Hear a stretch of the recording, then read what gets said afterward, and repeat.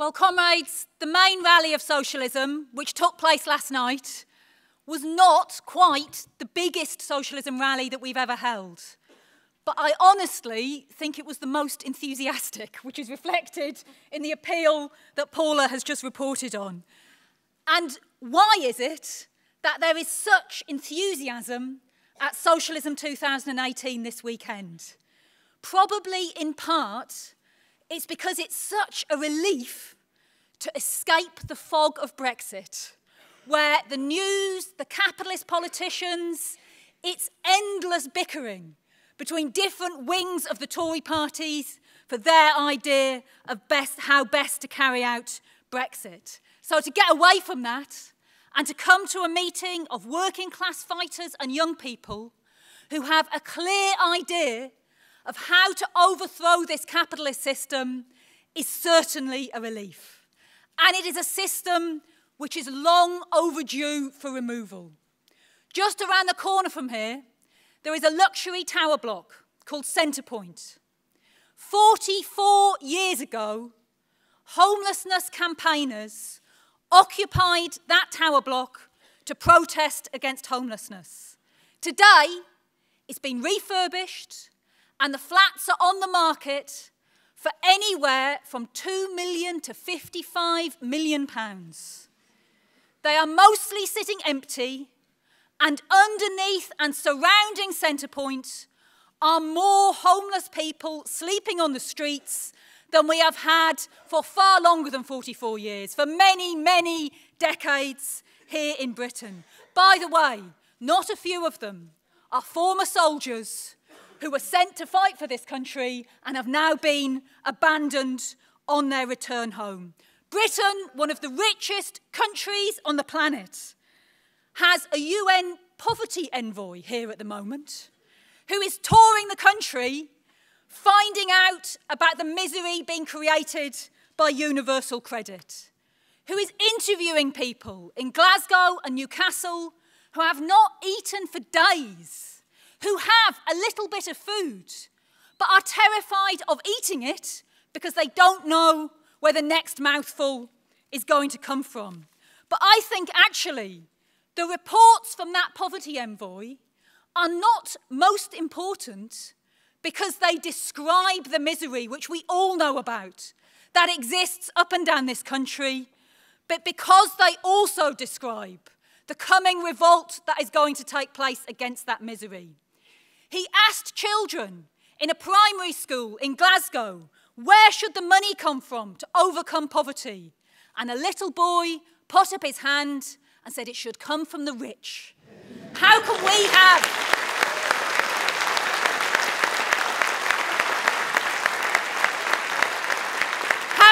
have billionaires at the same time as the rest of us are living on benefits?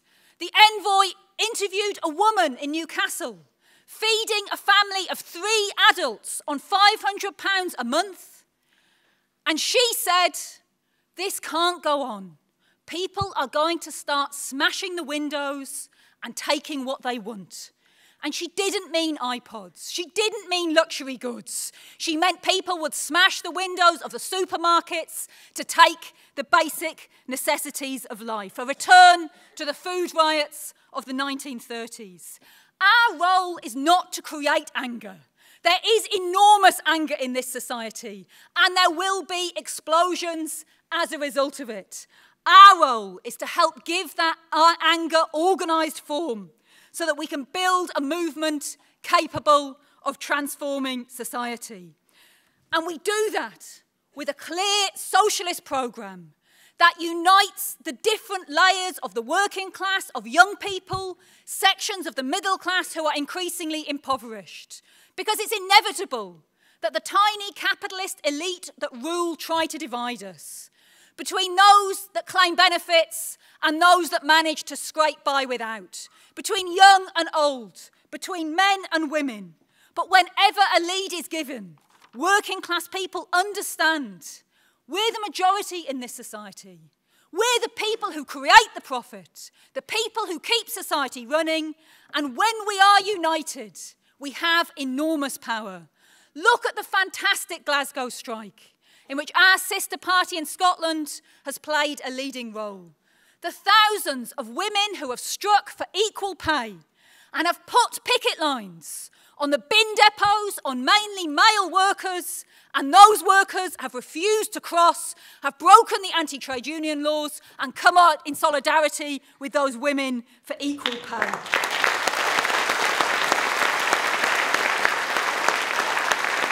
But despite that heroic strike and the many other heroic strikes that are taking place in different parts of Britain, the railway workers fighting to keep our trains safe and guards on the train, the young, mainly young workers in TFI Fridays and McDonald's who are out on strike. But despite those important strikes, it's probably true to say that at the moment the mood in Britain is more one of sullen frustration and anger rather than of mass struggle. But as other speakers have explained, throughout the weekend, there is nothing preordained or automatic in that. We would have seen massive struggles this year, engulfing society, had the trade union leaders and the Labour leadership been prepared to give a consistent lead. May really is hanging by a thread. Dominic Raab is clearly not the brightest knife in the box. So he blurted it out. He actually said to the newspapers, Theresa May is hanging by a thread. And then he said, but it's quite a thick one, in a desperate attempt. Yeah, it takes one to know one, as somebody has heckled down the bottom there. I didn't quite dare make that joke. I'm not very good at jokes. Anyway, so this government could go at any time, but it can also still cling on. And we can't wait. We need a movement to force the Tories out of office. And that would be potentially a huge step forward. As Dave has explained, we campaigned for a Jeremy Corbyn-led government with a socialist programme in the general election last year. And we would like the chance to do so again as soon as possible. But we are frustrated, as millions of people are frustrated, by the continued attempts to work together with and to unify with the Blairite backstabbers who are determined to prevent a Jeremy Corbyn-led government coming to power. Let's be clear. Many of them marched on the People's Vote demonstration. People like Chuka Umunna marched arm in arm with the Tory Anna Soubry, saying that he stood for a people's vote. But a real people's vote, the people's vote that we want, a general election, he will do anything he can, along with the other Blairites, to prevent. Because the one thing that worries the capitalist elite more than the Tory Brexit mess is the threat of a Jeremy Corbyn-led government coming to power. And that is not because of his actually relatively moderate policies. It's because of the upsurge of hope that would come from below and the demands that would come from millions, like that little boy in Glasgow, saying we want a decent life and take the money from the rich in order to provide it. So they're desperate to prevent Corbyn coming to power. And that could even mean, for all their posing about a people's vote, that a section of the Blairites could vote for May's Tory Brexit deal if she can cobble something together which the capitalist class think that they can live with in order to try and prevent a general election taking place. And that will make it clear, even more than it already is, in the minds of millions of people, they are not part of the Labour Party. They don't stand for the many, they stand for the few. And they should immediately have the whip withdrawn from them and be removed as Labour MPs in that situation.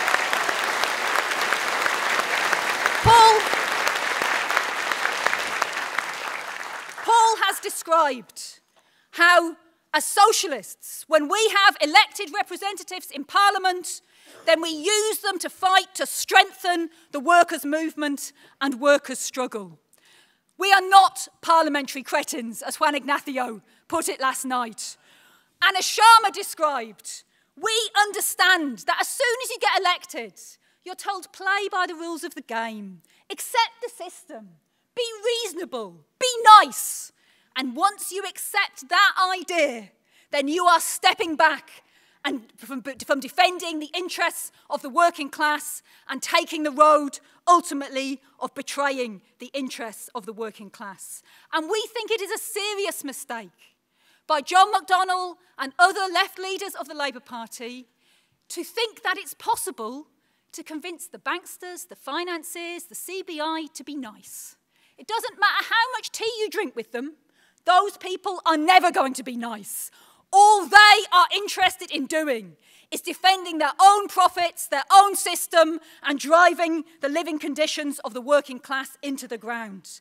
And therefore, the only way that they can be defeated, that the policies of a left Corbyn-led government could be implemented, is by mobilising a mass movement of the working class and linking that to a socialist programme that would take wealth and power out of the tiny elite, the small number of big corporations that currently control it, in order to begin to build a new democratic socialist society where, unlike capitalism today, the bare necessities of life will be something that you just had, that were accepted as a given. Enough to eat, a decent house, a decent job, the right to retire, free education. They would be a given as we began to build a new socialist society, where saving the environment and the planet would be what mattered instead of the profits of a few. That's the society that we're fighting for. But we don't just talk about it in halls like this.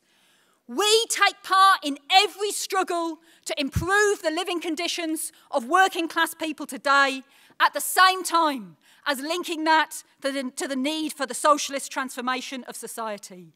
Dave today has made very important points about the role that we have played as part of the trade unionist and socialist coalition Tusk, alongside worker militants, independent socialists, and also the Transport Workers' Union, 80,000 strong, standing candidates against austerity.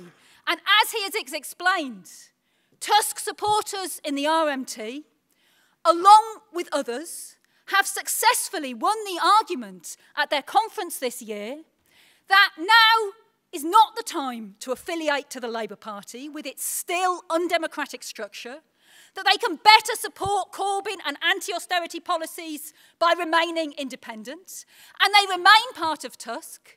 But the Tusk supporters in the RMT at this stage have not been able to convince the executive of the union to go ahead and stand candidates in next year's election.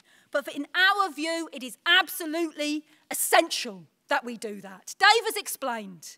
Peter said last night, our slogan is it's better to break the law than to break the poor. But Labour councils don't even have to break the law right now.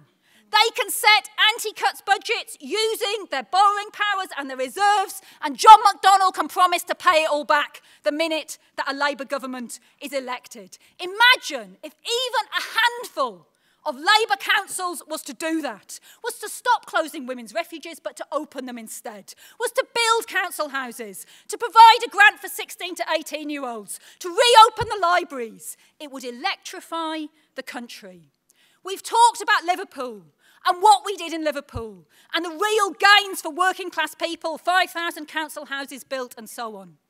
Well, there was an article in the New Statesman just a few weeks ago, and the New Statesman are not particularly friendly to the Socialist Party, and the author of the article was not particularly friendly to the Socialist Party. But in it he said, has there ever been another occasion, apart from Liverpool, when 50,000 people marched in support of their local council? When local election turnouts previously pitiful soared, Labour's vote grew by 70% in 2 years as a result of what Liverpool City Council did. Imagine today, when the cuts are much worse than they were in the 1980s, when instead of a Labour leader who was determined to stab us in the back and the front in Neil Kinnock, we have a left Labour leadership. And imagine the hundreds of thousands that would march if a few Labour councils were prepared to stand up and fight. And yet, unfortunately, even the self-declared Corbynite council in Haringey, who have been elected correctly saying they would get rid of the gentrification project, handing over housing to a private corporation, but are now discussing, in order to balance the books, carrying out another 10% cuts on top of the 40% cuts that council has already suffered. That is not a strategy to fight austerity. That raises the real danger that people begin to say, is this Labour Party against austerity? Because we're seeing it continued to be implemented at local level. And it's why we think it's essential. Tusk and the Socialist Party have been the only ones to advance a strategy to fight austerity at local level in the council chamber. And we have to continue to put that forward. It's more important than ever. To encourage trade unionists, workers, community campaigners to stand themselves, but also for us to stand a socialist alternative against at least the worst of the Blairite cutters. Just to explain, we would rather stand as the Socialist Party, but the undemocratic Electoral Commission has never let us register the name Socialist Party.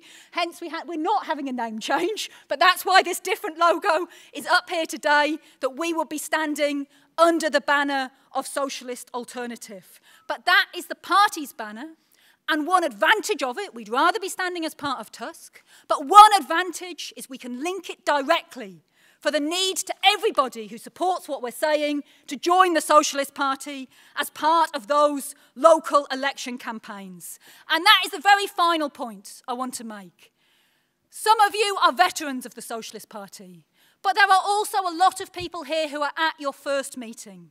And you've heard about the work that Socialist Party activists are involved in. Wherever there's struggle taking place, whether it's to save the local hospital, to fight for free education, on the picket lines, fighting for women's rights against racism, the Socialist Party is there, fighting day to day and linking it for the need for socialism. We're part of the Committee for Workers International, and you've heard just a little bit about the magnificent struggles that the CWI is involved in around the world. And if you agree, you should join us. Actually, if you agree, you must join us. Because on your own, you can't change anything. This is a very basic point, but if you decide to go on strike tomorrow and you just stay in bed on your own, you'll get the sack. To fight back, you've got to organise collectively. And if you agree with what we're saying about socialism, about the need to change the world, then you need to do it as part of an organisation. To join with us in a mighty struggle at which we are at only the very beginning. Because what we are doing is working to build a mass party of the working class that is capable of leading a struggle to overthrow capitalism and introduce a new democratic socialist order. If that's what you want, then join with us in the Socialist Party and in that struggle.